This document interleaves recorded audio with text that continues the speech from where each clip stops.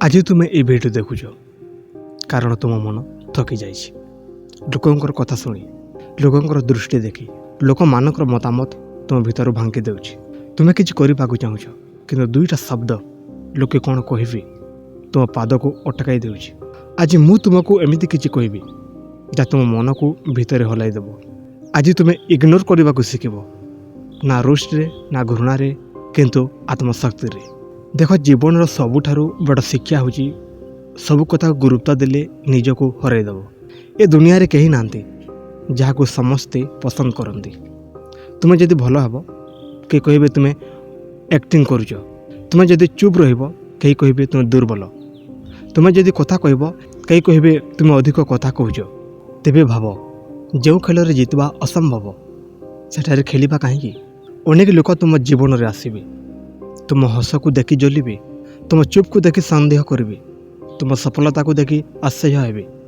सेमाने तुमको भांगिबा पई शब्द व्यवहार करिबे कारण सेमाने जानते शब्द घाव ठारू अधिक गभीर आघात देଥାଏ। किंतु एठारे तुमे गुटे कथा बुझिबाकू हेबो, सेमानकर कथा तुमको आघात देउछि कारण तुमे से कथा को गुरुत्व देउछ। धर रास्ता रे जणे अजणा लोक तुमको अपमान कला, तुम घर को जाई सारा दिन से कथा को भाबिब कि नहीं कारण से तुम जीवन में कौन से मूल्य रखेनी। तेरे भाव जो लोक तुम स्वप्न को बुझेनी, तुम्हारा संघर्ष को देखेनी, से मतामत को तुम्हें कहीं हृदय रखुच। इग्नोर करार अर्थ दुर्बल हवा नुहे। इग्नोर करार अर्थ हूँ जाने किए मो लाइफ रे गुरुत्वपूर्ण आउ किए नुहे। यह हूँ एक शक्ति जहाँ समस्त पाखरे न थाए। जो लोक निजको निजे संभाली पारती से मानक लोकंकर कथा किसी फरक पड़े ना। तुम्हें देखिदेव सबुठारु सफल लोक माने सबुठारु शांत। से माने सबु कथारे उत्तर देउना, सबु अभियोग को सफाई देउना कारण से माने जानती समझ ही सर्वश्रेष्ठ उत्तर। आज जो लोक तुमको हसुची काली से माने तुमर नाम धरी डाकिबे। तेणु आज तुम्हें जदि इग्नोर करी आगू चली पार काली तुम सफलता से मानकु चुप करदेव। जीवन रे गोटे समझ आसे जोटी तुमको बाछिबा को पड़े मनर शांति ना लोक मानकर मनोरंजन। जदि तुम सबको खुशी करने को चेष्टा कर निजे के भी खुशी हेबनी। ए दुनिया एमती तुम्हें जेते भल हब सेते अधिक लोक तुमको परीक्षा करेंगे। तेणु सबको इग्नोर करने शिख किंतु निज सपना को केबे इग्नोर करनी। आज तुम्हें जो जंत्रणा अनुभव करुच से तुमको दुर्बल करने को नुहे, तुमको पक्का करने को आसी। लोकंकर कथा को आग्रह करी जो दिन तुम्हें निज रास्तार चलो से दिन तुम्हें सत्य स्वाधीन हेब। से दिन तुम्हें बुझीपार सबुठारु बड़ विजय होची निज मन को जीतिबा।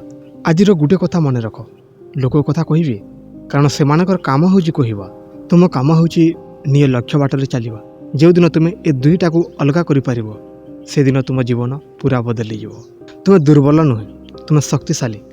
तुम्हें केवल ए पर्यंत इग्नोर करने को शिखी ना।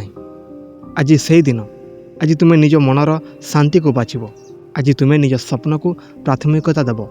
आउ आज ठारू जो माने तुमको निम्न करते से मानक नुहे तुम भविष्य को देख।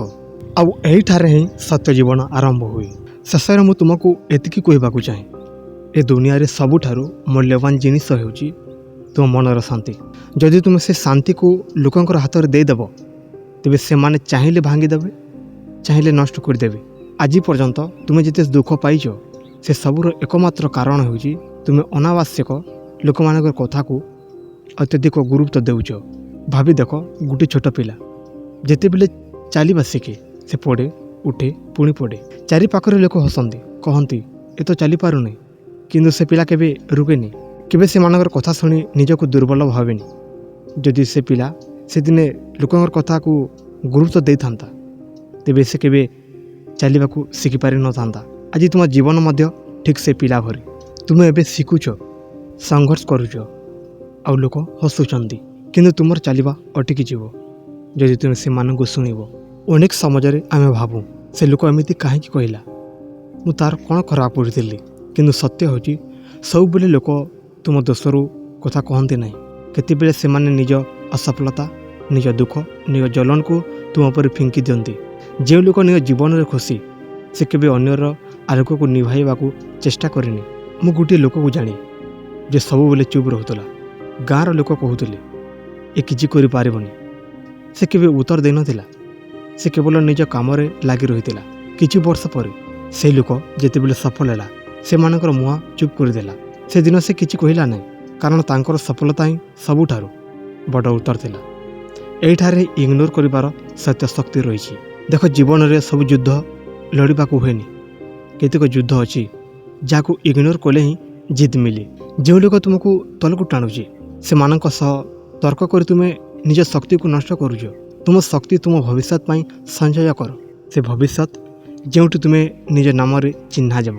ଗୋଟିଏ ଦିନ ଆସିବ ଯେଉଁଦିନ ତୁମେ ପଛକୁ ଫେରି ଦେଖିବ ଆଉ ଭାବିବ, ଭଲ ହେଲା ସେମାନଙ୍କ କଥାକୁ ମୁଁ ଇଗ୍ନୋର କରିଥିଲି। ସେଦିନ ତୁମେ ବୁଝିପାରିବ, ଯଦି ସେଦିନ ତୁମେ ଭାଙ୍ଗି ଯାଇଥାନ୍ତ ଆଜି ଏଠାରେ ପହଞ୍ଚି ପାରିନଥାନ୍ତ। ସେ ଅଣଦେଖା କରାଯାଇଥିବା କଥା ମାନେ ହିଁ ତୁମକୁ ଆଜି ଏତେ ଶକ୍ତିଶାଳୀ କରିଛି। ତେଣୁ ଆଜି ଏ ଭିଡ଼ିଓ ଶେଷ ହେବା ପୂର୍ବରୁ ମନରେ ଗୋଟେ ପ୍ରମିସ୍ କର। ଯେଉଁ ଲୋକ ତୁମର ମନକୁ ଶାନ୍ତି ନଷ୍ଟ କରିଛି ସେମାନଙ୍କୁ ତୁମ ଜୀବନରେ ଆଉ ଏତେ ଅଧିକ ସ୍ଥାନ ଦେବନି। ତୁମେ ଶାନ୍ତିକୁ ବାଛିବ, ସ୍ୱପ୍ନକୁ ବାଛିବ, ନିଜକୁ ବାଛିବ, କାରଣ ତୁମ ଜୀବନ ତୁମର ଆଉ ଲୋକମାନଙ୍କର କଥା ସେମାନଙ୍କର।